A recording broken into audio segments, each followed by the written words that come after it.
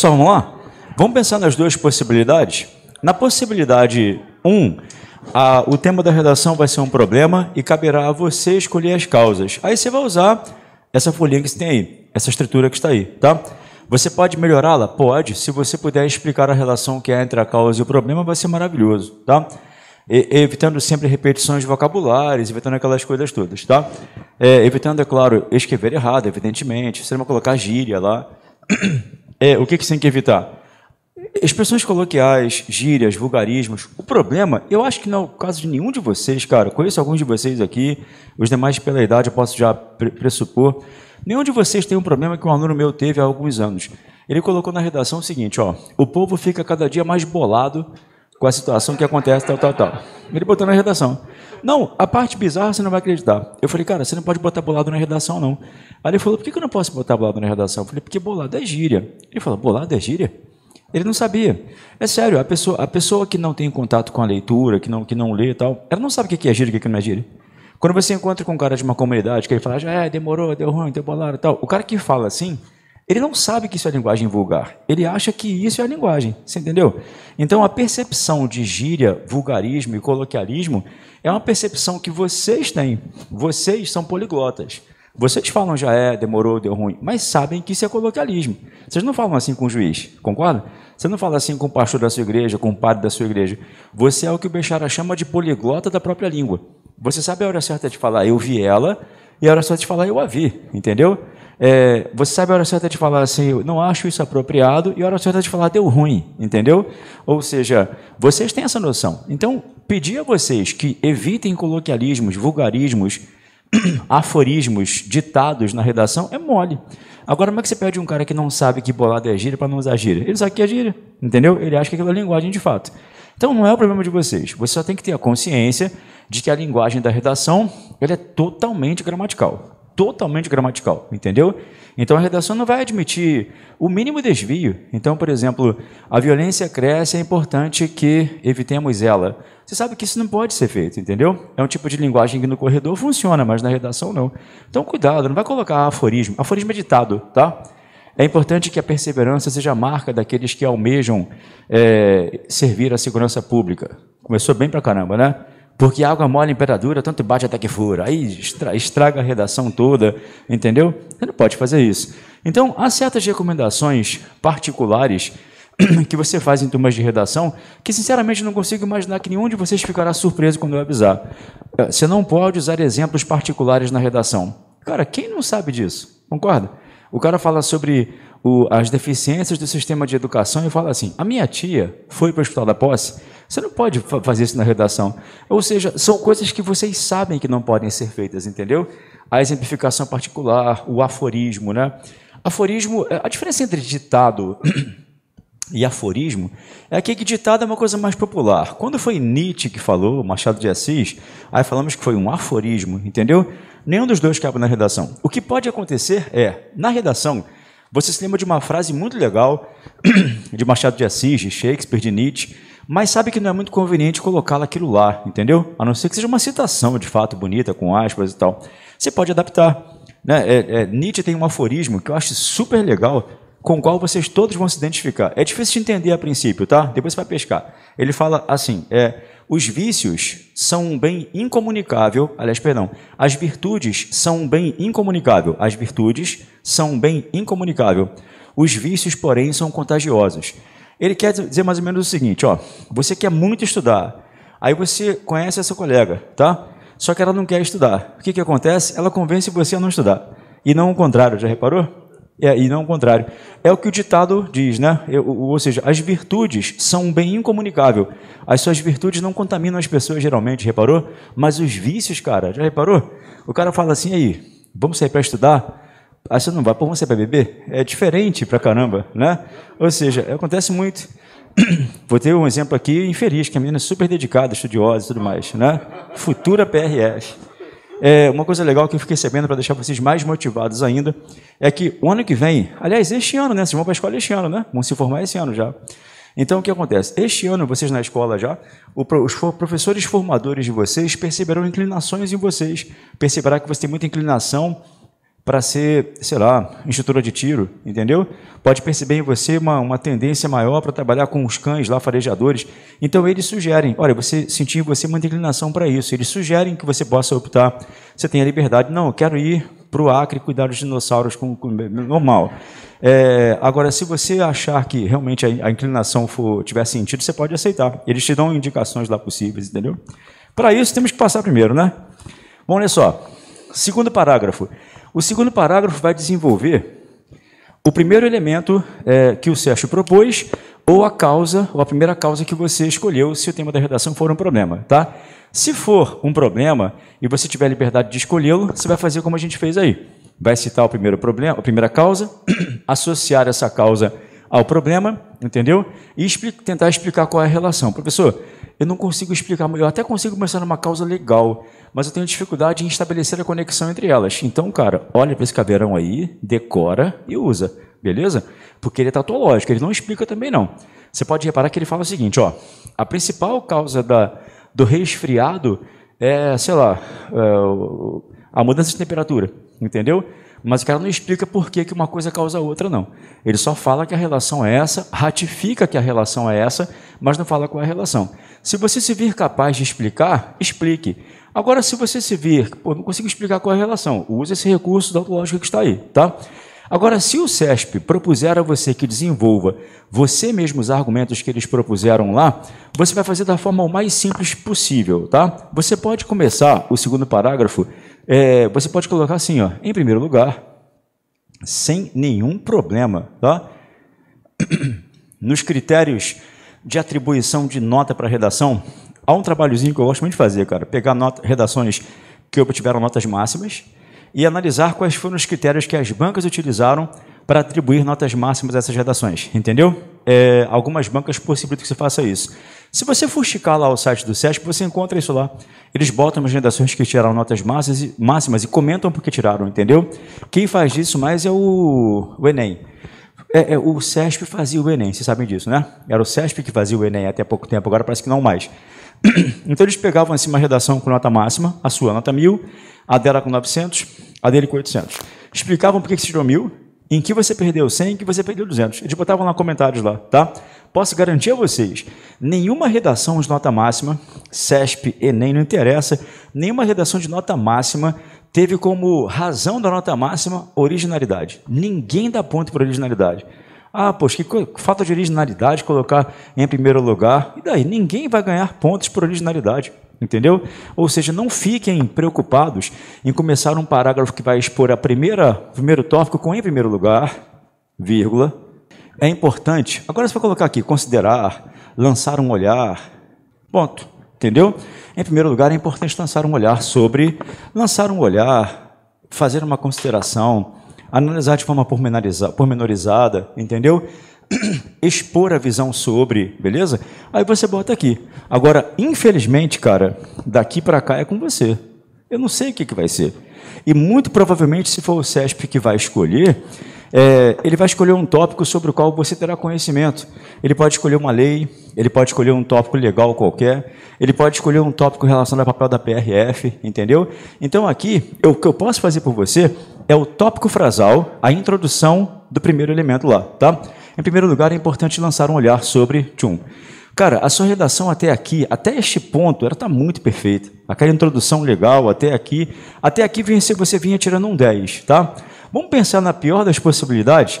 A partir daqui você dá uma enrolada, você se expressa mal, entendeu?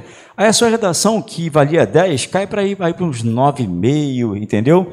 Se você mantiver esse ritmo aí e chegar até o final da redação, sejamos aqui bastante sinceros, tá?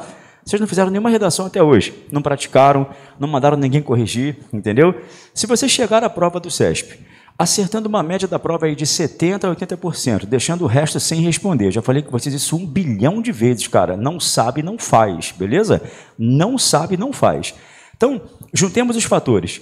Você acertou 75% da prova, tá? Deixou 25% sem responder. Cara, tá bem demais. Essa pontuação, isso vai ficar lá nos 200 primeiros, entendeu? Por aí, tá? Beleza. 1.500 vagas, tá? Lá nos 200 primeiros. Fez uma redação, tirou 8, 8,5. Cara, você continua entre os 200 primeiros ali. entendeu? São 1.500 vagas. O que você não pode fazer é arriscar. O que é arriscar? Pô, cara, essa questão aqui eu não sei fazer não, mas acho que Jesus está do meu lado, entendeu? Jesus, segura minha mão que eu vou marcar, hein? Aí você bota certo e Jesus não vai te ajudar não, cara, eu não sei direito constitucional, entendeu? Eu não sei isso aí, só sei administrativo. Então, você não pode fazer isso, cara. Não sabe fazer a questão, não faz.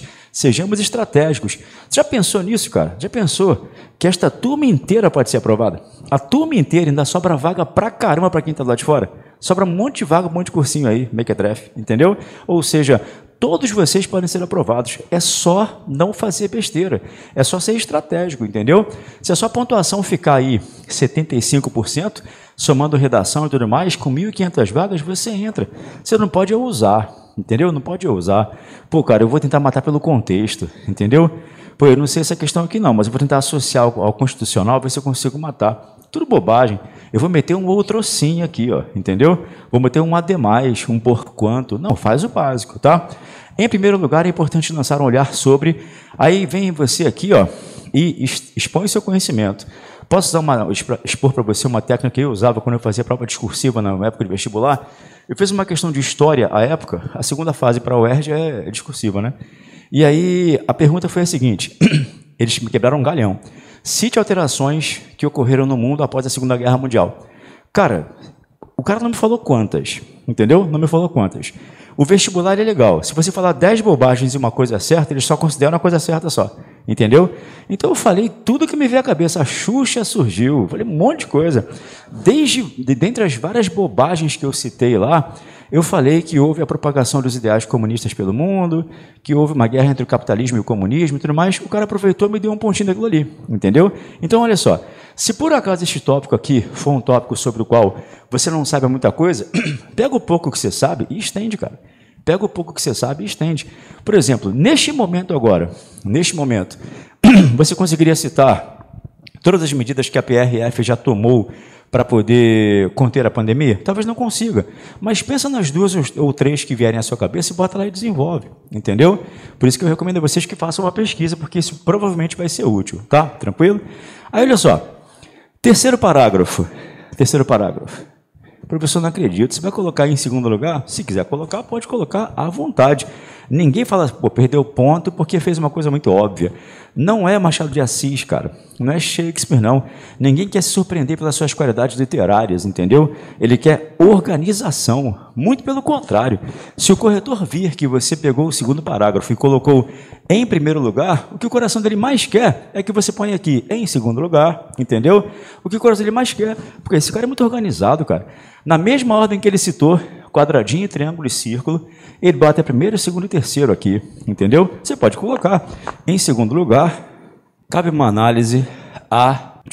Em segundo lugar, cabe uma análise a o elemento. Não coloquei, é importante lançar um olhar também sobre a sacanagem, né? Mas em segundo lugar, cabe uma análise a...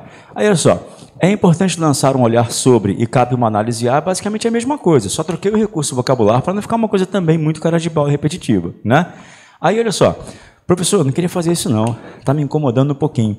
Você pode botar então aqui, ó, no lugar do em segundo lugar, você pode botar um além disso, destaca-se ainda, entendeu? Alguma coisa que conecte. Só é importante que haja essa conexão. Porque se eu pego um parágrafo que começa com em segundo lugar, ele já denuncia que houve um parágrafo anterior que abordou um assunto relacionado, entendeu? Então, ó, parágrafo 2, parágrafo 3. No parágrafo 4, eu desenvolvo o aspecto 3 que a banca propôs, né? Então, aqui, ó, quarto parágrafo, pode botar sem problemas. Pode botar sem problemas. Duvido que você encontre alguém cuja nota tenha sido baixa porque ele botou em primeiro, em segundo e terceiro. Duvido, você não vai encontrar. Não vai encontrar. Cara, vai te dar uma dor depois. Você vai passar, tá? Mas a dor que você sentiria seria muito grande se depois da prova você encontrasse um coleguinha seu, fraco, mas fraco, que passou, cara. Acontece, não acontece? Agora só acontece no CESP. Outras bancas não dá, não. Porque o aluno fraco, porém perspicaz, ele não faz a questão que ele não sabe. O aluno fraco, neste momento, vendo a aula aqui, está assim, o primeiro lugar, segundo, terceiro lugar. entendeu? Vou ficar pensando, vou botar AD+, outro assim, AD+. Não, ele está pensando assim mesmo, entendeu? Você está preocupado em encantar alguém pela sua escrita literária ou você quer usar a farda no que vem, entendeu? Então, cara, o cara está pensando assim, em primeiro, em segundo e terceiro. Professor, não, eu sou o futuro Gabriel Garcia Marques, eu sou o próximo Shakespeare, eu quero encantar a todos pela minha estética literária. Não, cara, para com isso. Tentar enfeitar é uma droga, tá? Se quiser colocar em primeiro, em segundo e terceiro, duvido que você perca pontos por isso. Vai perder por outras questões, mas por isso não vai ser, tá? Então você bota lá, ó, quadradinho, aqui é o círculo, né? Pronto. Em terceiro lugar, convém que se considere, beleza? Preste atenção, tá? Lembra o tema da redação da PRF passada? Foi algo mais ou menos como a violência no trânsito, alguma coisa assim, morte nas estradas. E ele perdia que você desenvolvesse 3 tópicos, tá? O que a PRF faz para a contenção disso, o papel da coletividade, o papel da individualidade, tá legal? Na contenção de acidentes. Aí, vamos lá. Em primeiro lugar, é importante lançar um olhar sobre a atuação da Polícia Rodoviária Federal na intenção de conter a violência no trânsito. Aí você desenvolveria, citaria lá alguns exemplos e tudo mais, tá? Em segundo lugar, cabe uma análise ao papel da coletividade na contenção dos acidentes. Desenvolve, tá? Em terceiro lugar, convém que se considere o papel da individualidade na prevenção de acidentes de trânsito. Aí você começa a conquistar o cara por organização, você tem o cuidado de não usar repetições vocabulares, apesar da super óbvia conexão interparagrafal que você fez, em primeiro, em segundo e em terceiro, você usou recursos vocabulares distintos, ó. Você lançar um olhar sobre, né? Cabe uma análise a, convém que se considere que, entendeu? Você usou recursos diferentes. Eu só não posso fazer muito mais por vocês, porque eu não sei qual é o que ele vai pedir lá. Aí caberá a você, tá? Faz mais um período aqui, ou 2, que demonstre o seu conhecimento sobre aquilo, tá legal? Usar um recurso tautológico. Você sabe só uma coisinha só? Faz 2 períodos que repitam a mesma coisa. Vou te dar um exemplo, tá? O papel da individualidade na contenção de acidentes de trânsito. Todos nós somos meio irresponsáveis para dirigir, já reparou? Quando você para botar a mão na consciência, você percebe que nós fazemos umas besteiras, né, cara? Mexer no celular dirigindo é uma irresponsabilidade, concorda? Pô, e a gente faz, não faz de vez em quando? É feião, pode matar alguém, não pode? Então, isso é o papel da individualidade. É o tipo de consciência que nós temos que ter, porque ninguém vai estar do nosso lado olhando se a gente vai fazer isso ou não vai, entendeu? Então, é o papel da individualidade, né? É nesse ponto que haja a individualidade, em que você tem a noção de que você comete coisas no trânsito que são absurdas e que podem gerar mortes, entendeu? Pô, às vezes você olha, manda uma mensagem para a pessoa, cara, não tinha necessidade, podia esperar um pouquinho mais, não podia? Ou seja, são atuações em que a individualidade demonstra que você poderia evitar um acidente ali. Quantas pessoas não morrem por causa disso, né? Aí, beleza, olha só. Aqui é isso, tá? O papel da individualidade na contenção dos acidentes. Vamos lá. Em terceiro lugar, convém que se considere o papel da individualidade na contenção dos acidentes. É importante que o indivíduo seja ciente das suas responsabilidades e que, a partir dela, consiga evitar acidentes, evitando atuações que poderiam gerar morte. Pronto, cara. Entendeu? Eu desenvolvi, eu basicamente repeti o que eu falei antes. Você faz uma tautologia ali. Ah, professor, mas eu não tenho esse recurso vocabular. Recurso vocabular, quando você não tem recurso vocabular, você basicamente repete o que você diz usando outras palavras, tá? Mas use o palavreado que couber a você. Tente não fugir muito da sua realidade linguística, porque quando você começa a usar palavras às quais você não está acostumado, é quando você começa a cometer as maiores bobagens. Vocês conhecem o Edmundo, não conhecem o Edmundo do Vasco? É comentarista hoje em dia, né? Aconteceu com o Edmundo, hoje em dia acho que não mais. Ele virou jornalista, não foi? Comenta futebol lá. Recurso vocabular dele era 0 quando ele começou. E é engraçado que era perceptível, qualquer pessoa que trabalhe com a linguagem, que ele forçava uma linguagem bonita. Dava a impressão de que ele estudava em casa umas 10 palavrinhas e queria usá-las, né? E ele cismou com uma palavra. Ele não sabia utilizá-la, mas ele insistia em usá-la, tá? Acho que ele achou a palavra bonita, mas eu vou usar essa palavra aí, né? Ele cismou com esta palavra aqui, ó. Inerente. Eu comentei com vocês? Ele cismou com essa palavra, cara, cismou. E ele nunca sabia usar, mas ele queria usar, entendeu? Veja se você entende o que significa inerente de fato e como ele usava. Inerente a gente usa quando alguma coisa pertence a você, inerente a você. É uma característica sua o questionamento, você é muito questionadora. Então, o questionamento é inerente à minha aluna, é uma coisa que cabe a ela, faz parte dela, entendeu? O questionamento é inerente ao jovem, é uma coisa que faz parte dele. O Edmundo achava que era justamente o contrário. E ele falava assim, cara, não cabe ao jornalista, não cabe ao atleta decidir isso não, é inerente a ele. Ele achava que era o contrário, entendeu? E era muito engraçado que ele falava, os demais jornalistas faziam assim, ó, dava aquela olhadinha um para o outro assim, querendo rir. Agora, por que ele cometia esse erro? Por usar uma palavra que não era inerente à realidade linguística dele, entendeu? Então, o que você tem que fazer na prova? Não fica tentando enfeitar, não. Escreve o simples, tá? Por escrever o simples, você até pode errar, mas vai errar mais se tentar inventar, entendeu? Tenta escrever o simples lá e fazer o basicão, tá? Vou te falar uma das coisas que eu mais detesto na vida,